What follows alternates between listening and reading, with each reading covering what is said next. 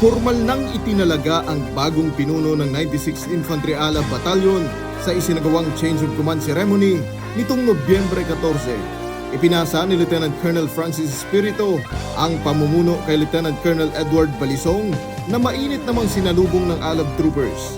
Bago tuluyang lisanin ng unit, taus-pusong pinasalamatan ni Lieutenant Colonel Espiritu ang mga sundalong pinamunuan, mga lokal na opisyal, stakeholders at PNP sa walang sawang suporta na nagbigay daan upang mapagtagumpayan nila ang kanilang mga misyon.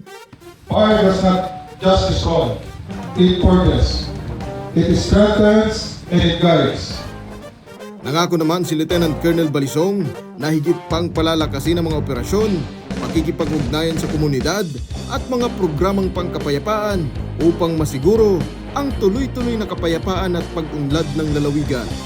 As I took command of the 96th Infantry Ala Battalion, let me begin by giving thanks and praise to God Almighty, without whom none of this would be possible, and whose divine hand I recognize in this designation. Samantala, kinilala ni Major General Almase ang malaking kontribusyon ng outgoing commander, lalo na sa pagpapahina ng CTG.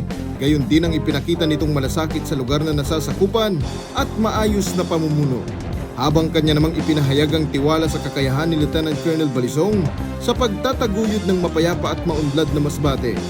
Because being a battalion commander is still a big challenge for all those who are and who will be posted as well. I would like to sincerely extend our heartfelt thanks to Colonel Espiritu and your family for the good deeds you have done, not only to this unit, but to the people of Masbate. Ang 96IB ay isa lamang sa mga unit ng 9ID na nagpapanatili ng kapayapaan sa probinsya ng Masbate. Kapayapaan para sa lahat. Giro Banania, Spare News.